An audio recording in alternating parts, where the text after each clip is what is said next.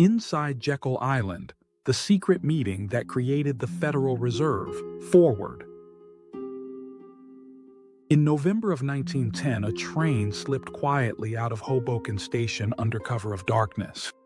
No reporters. No public itinerary.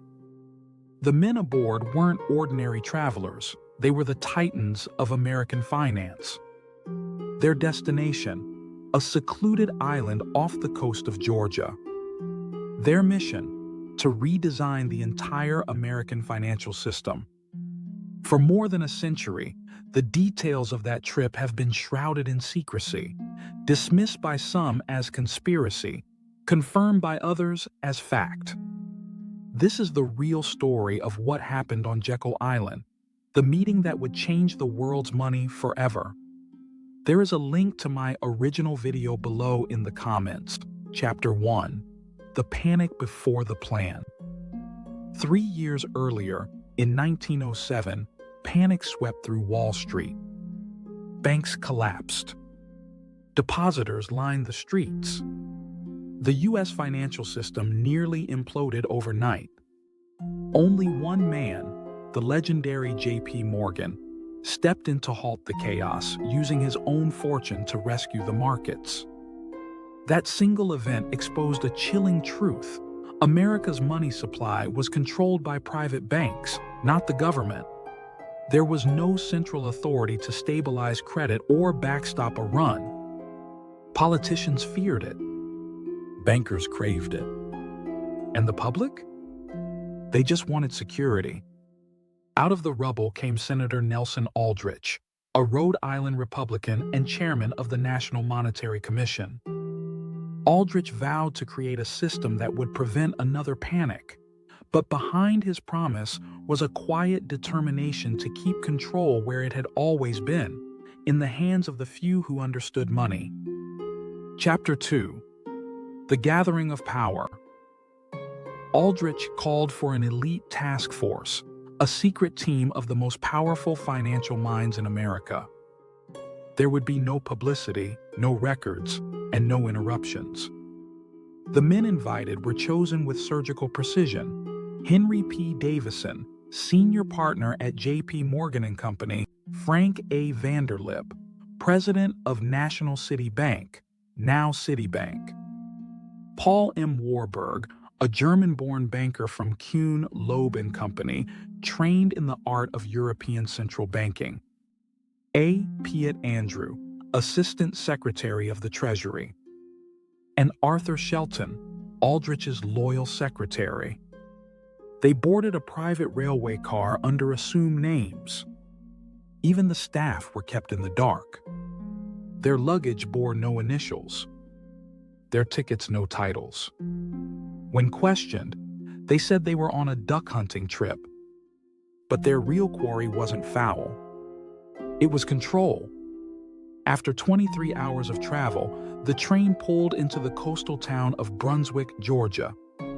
From there, a ferry carried them across fog-filled waters to a private resort owned by the Jekyll Island Club, a playground of the ultra-wealthy, from Rockefellers to Morgans. For the next 9 days, the world would have no idea where they were. Chapter 3. Writing the Blueprint. Behind locked doors and drawn curtains, the men got to work. By day, they argued. By night, they drafted. Paul Warburg, the intellectual architect, laid out his vision for an American version of the central banks of Europe. His idea, a National Reserve Association, privately owned but publicly useful. It would issue a uniform currency, hold reserves, lend to banks during panics, and quietly manage the nation's money supply. Vanderlip recalled later that if it were to be exposed that our particular group had gotten together, it would have made headlines across the country. So secret was their mission that not even their families knew where they had gone. Each man brought his own interest to the table: stability for the markets, profit for the banks, and control for the few who could steer the system. By the time they left the island, they carried with them a draft that would forever alter the structure of American finance. They called it the Aldrich Plan. Chapter 4: From Shadows to Law. When Aldrich presented the plan to Congress, he described it as a patriotic safeguard for the economy. But word spread quickly that it had been crafted in secret by bankers away from the public eye. Populists condemned it as a Wall Street coup. Progressives branded it treason. Facing resistance, the plan was shelved, officially. Unofficially, its ideas were too valuable to die. 3 years later, under President Woodrow Wilson, a new proposal emerged. The name changed. The structure softened. But beneath the political compromises, the bones of the Aldrich Plan remained intact. On December 23, 1913, while many congressmen had already gone home for the holidays, the Federal Reserve Act quietly passed both chambers and was signed into law. America now had a central bank. And though it was presented as a balance between public oversight and private enterprise, those who understood its origins knew better. The spirit of Jekyll Island lived on, in marble buildings and hidden ledgers. Chapter 5: The Quiet Empire. In the decades that followed, the Federal Reserve became the beating heart of the American economy. It controlled the supply of money, the rate of interest, and, in many ways, the destiny of nations. Through wars, depressions, and booms, its influence expanded quietly, invisibly. The signatures changed. The names on the doors changed. But the blueprint remained the same, the one drawn on an island where privacy was paramount and transparency was an afterthought. Even Paul Warburg, years later, admitted the results of that meeting laid the foundation stone of what became the Federal Reserve System. Conclusion: the story of Jekyll Island isn't a myth.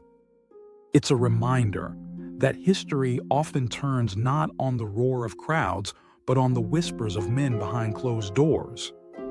6 men, 1 island, and a plan that redefined the meaning of money itself. As the world argues about debt, inflation, and control, the echoes of that meeting still shape every dollar in your pocket.